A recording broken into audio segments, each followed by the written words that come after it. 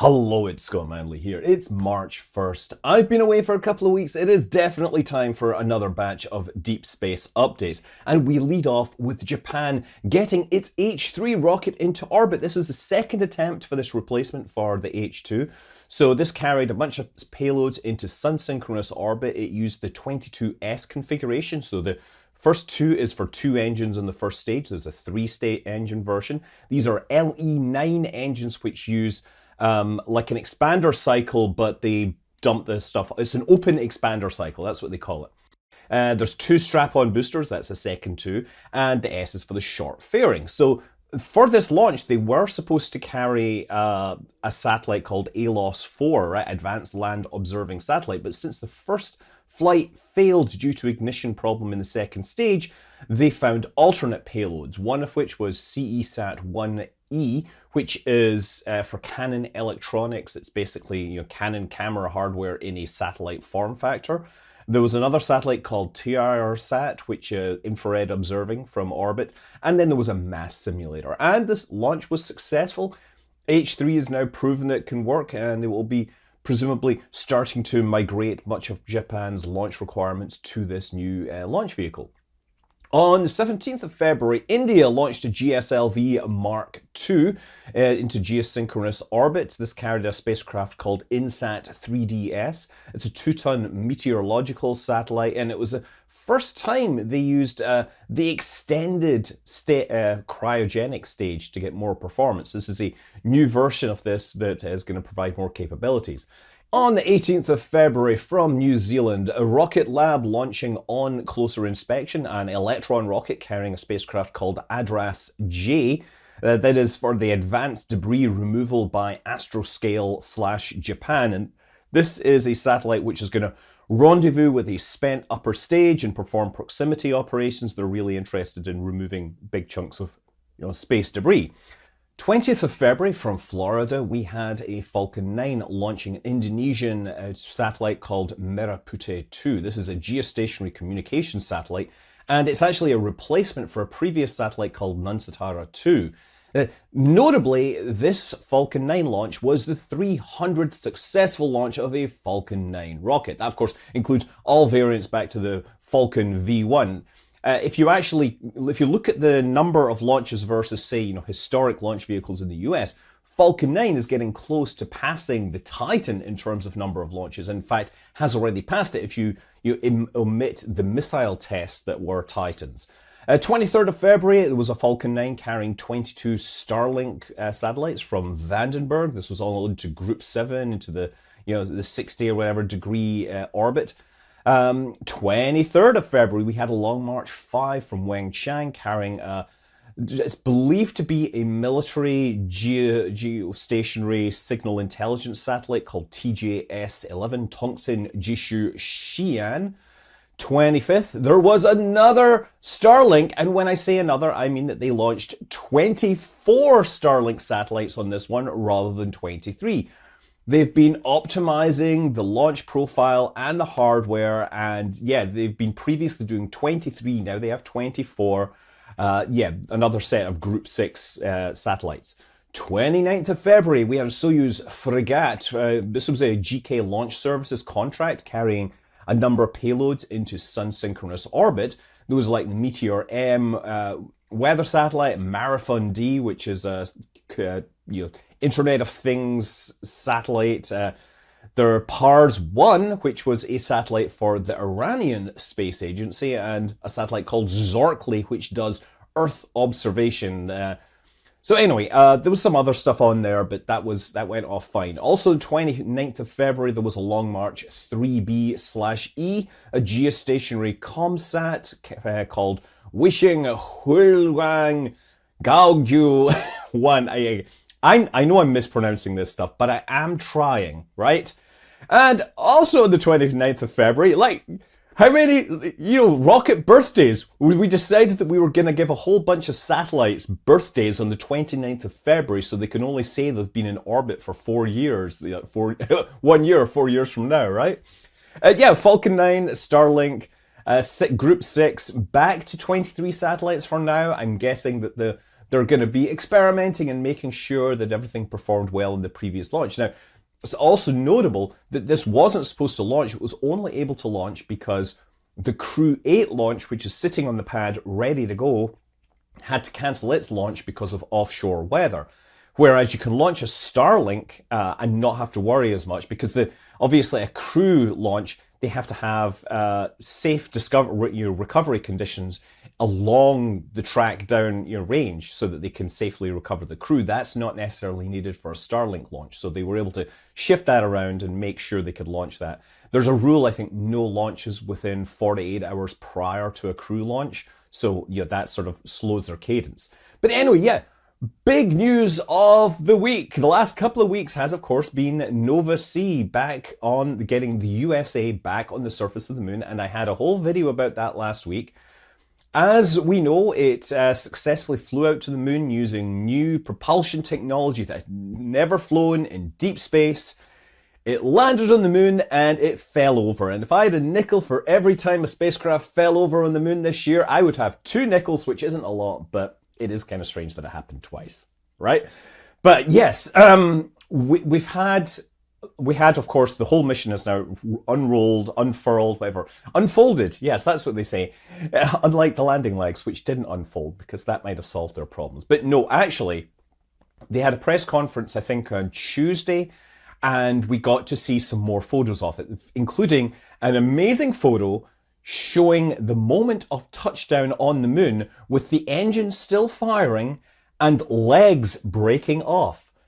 So people speculated that because it was so tall and narrow that it was basically guaranteed to fall over. And I counter that this proves that this is not the case.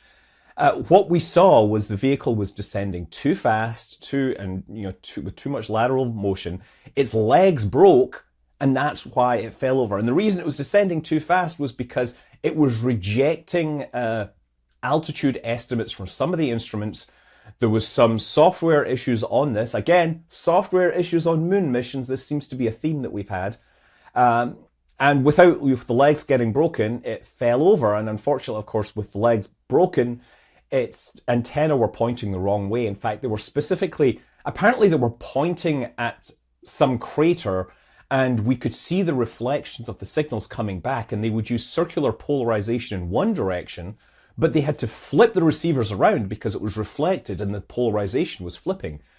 Because the signals were so weak, the best connectivity came from the biggest dishes, which was the Parkes dish down in Australia. And that was when they were getting the most of the data down. So we also had some other images showing descent down towards the surface. We had one image from the surface of the moon. And another interesting fact is that it landed on a 12-degree slope, but because of the landing gear breakage, it actually fell uphill rather than downhill, as many people would have expected. You can see the camera pointing towards this big crater in the backdrop.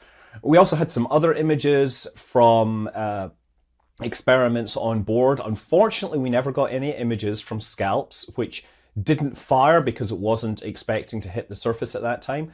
The Eagle Cam, I think they deployed, but they couldn't get any pictures of the spacecraft because it was it was designed to deploy in a vertical orientation, and since that didn't happen, it was ended up pointing the wrong way. And we got some images from the Lunar Observatory, but they were mostly during approach and landing rather than at post-landing. So yeah, that's unfortunate. Also, Man's Slim spacecraft, it woke up and sent some more data, so it has survived the night and it's now gone back to sleep. We are hoping that a month from now we will have some more images and data from Nova, from Odysseus, because it might well survive the night. Who knows? Another landing, which we'd been waiting for, was Varda's W1 capsule carrying its crystal drugs that had been synthesized in space. Not that kind of crystal. Microgravity manufacturing of drugs had been stuck in orbit for a few months as they were waiting for a recovery license. And we finally got that. We got to see it land on the surface. And we got a full unedited video from separation all the way through re-entry and parachute deployment. It's amazing to watch this thing like just casually rotating soon after separation. And there's a few moments where you can actually see the Photon spacecraft in front of the Earth as it's coming down together. Obviously, the photon burned up, but this thing descended safely. And yeah, by the way, last time I did this, I kind of got this wrong where I said this was a Rocket Lab spacecraft. The capsule is by Varda, the bus is by Rocket Lab, which neatly brings me to Rocket Lab, which had their quarterly results, and they brought out some interesting and cool information about their plans. And they put out this cute video explaining about the photon bus. So Rocket Lab have like multiple different spacecraft which have been used as kick stages that have become like buses for satellites. And you've got the ones that work in low orbit, the one that took Capstone around the moon, the one that carried Varda's capsule, and there's another one which is going to be the Global Star satellite bus. And these were all called Photon until a few days ago. We now have new names that we're not getting confused. So Photon is just the standard, small low Earth orbit one. Pioneer is what's going to be the Varda return capsule design. Lightning is going to be the communications satellite, the Global Star Space Development Agency stuff. And Explorer, that is the bus that goes into deep space. That one that took Capstone around the moon.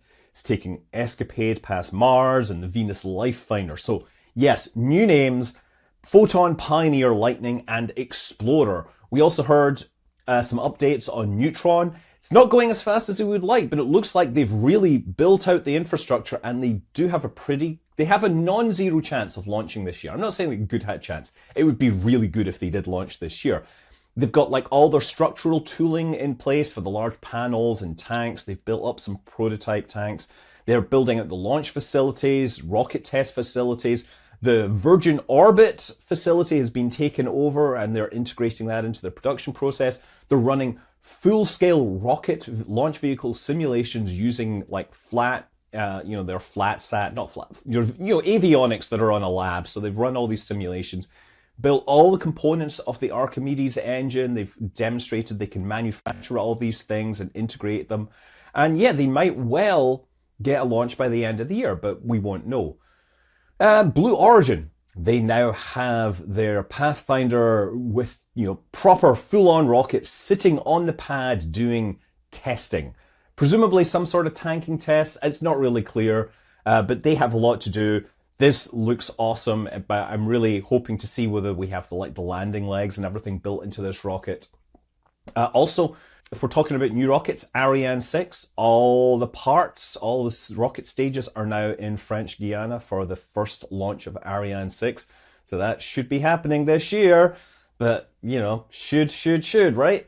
ULA have started stacking the components for the crewed flight test of Starliner, another long-delayed flight. It's expected to go on April 22nd, but of course, may well be delayed. And at this point, Sunita Williams, she has been working on the commercial crew project as an astronaut since 2015. The last time she flew to space, to the ISS, was in 2012. So I'm sure she's really looking forward to this, but it is an experimental vehicle, and I'm sure she wants to make sure it works correctly. There was some drama earlier in the week where there was a pair of satellites which were expected to come extraordinarily close. The NASA timed spacecraft, the satellite, was going to make a close approach to Cosmos 2221. And according to the orbit data that was collected by LEO Labs, the miss error, or the error ellipse, was within 20 meters, which is like the size of a tennis court. That was extraordinarily close. Thankfully, they didn't hit, and Kessler syndrome has been delayed. FAA accepted the SpaceX's report on the integrated flight test. So there are going to be 17 corrective actions as opposed to something like 100 or whatever from the previous one. So we have a pretty good idea of what's going on, but the report we got from SpaceX is somewhat more cryptic. What they said was the first stage began failing after oxygen filters got clogged. They didn't say what they were clogged with.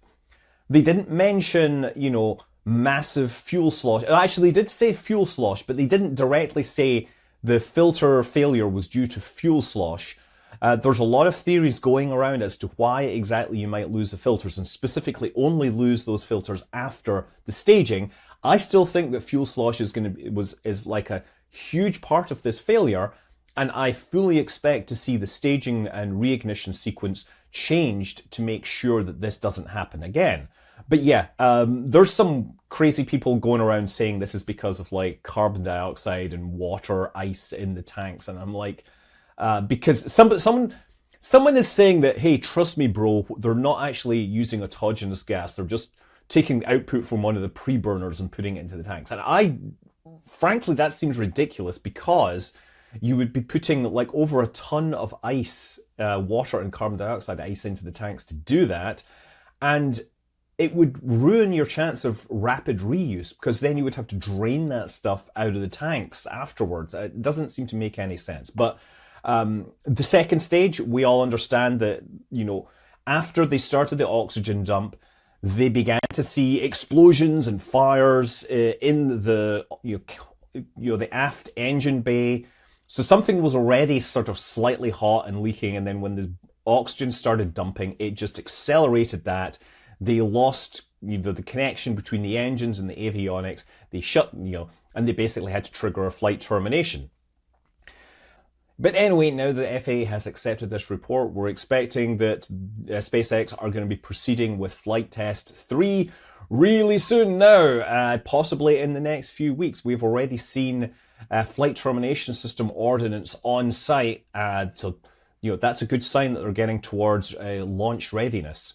India made a massive announcement for their crew program. They have selected 4 astronauts, and I'm calling them astronauts because I don't think we need to keep on coming up with new names for astronauts from different countries. But yes, potentially this flight will be in 2025, and the 4 people on the short list are Prasanth Balkrishnan Nair, Ajit Krishnan, Angad Pratap, and Shubhanshu Shukla. Right, so one of these guys is actually going to fly before next year. They're going to fly on Axiom 4 to the International Space Station on a paid, flight. And then 2025, it's expected that a number of them will fly on the Indian cruise spacecraft Gaganyaan. And while this could carry 3, it's expected that the first flight will have maybe 1 or 2. So it's not clear, like there's 4 of them. They could do 2 and then 2. But, this is a big step forward, and we'll be looking forward to seeing I am sure I will watch some amazing celebrations from India, because they know how to enjoy spaceflight, and I'm always happy to see them getting excited. North Korea's satellite, by the way, that was launched recently, it surprised everyone who had been saying, oh, it's just a dead lump of material in space, because it raised its orbit. Yeah, we were able to see this orbit raising maneuver, not by much, but it showed up in the orbit plots. So yeah, it's doing something up there beyond just sitting around, floating around in orbit. On the space station, there is now new concern over air leaks in the Russian segment of the International Space Station. So this is specifically in the Zvezda module, the rearmost module, and it's in the vestibule between the sort of crew area and the docking segment, or the docking adapter to the Progress spacecraft. So, Progress docks onto the rear of the space station because that's the best place to provide, boosting and thrust. But there's a small sort of section in there which is leaking, and now they are losing 0.9 kilograms of air per day, which is, it's quite substantial. It's not a threat to the crew by any means, and they can limit this effect over time by closing off the vestibule and letting it drain away, and then only repressurizing it when they need access to Progress. So they did this when they were unloading Progress, and they'll probably do this when they're loading their trash onto it for dumping it. NASA earlier today announced that they were cancelling the Earlier today, NASA announced that they were ending the OSAM-1 mission, the On-Orbit Servicing, Assembly and Manufacturing mission. This was being developed to refuel the Landsat 7 spacecraft and then demonstrate on-orbit assembly of an antenna. The idea is you've got this little satellite with like a robot arm on it, and it would be able to go to a satellite, Landsat 7, which was not designed to be refueled, and then remove safety wire, open valves, connect things. That has been cancelled because they've spent $2 billion and it is still having trouble, and they decided it was better to quit rather than continue to throw money at this particular project. So that was Maxar that was building that, and unfortunately, it's not going to happen. Finally, in the last few hours, Lockheed Martin has announced that they're planning to acquire smallsat manufacturer Terran Orbital, right? It already owns a chunk of that, and I think it costs them about $500 million. So Terran Orbital, they build smallsats. Probably the most famous one is Capstone, which was sent around the moon into lunar halo orbit. But Terran Orbital, they went public via SPAC back in March 2022, and they've lost, 90% of their value. And so now, like, Lockheed Martin is interested in acquiring it, and that'll be like, a few $100 million in cash to buy the outstanding shares, and then they'll have to assume about $300 million in debt. But yeah, Lockheed Martin getting some more fingers into the new space business. And with that, I think we're going to end this, and we'll be paying attention to Crew 8 in the next few days, and seeing if more action happens in Boca Chica for a bigger flight test this month. I'm Scott Manley. Fly safe.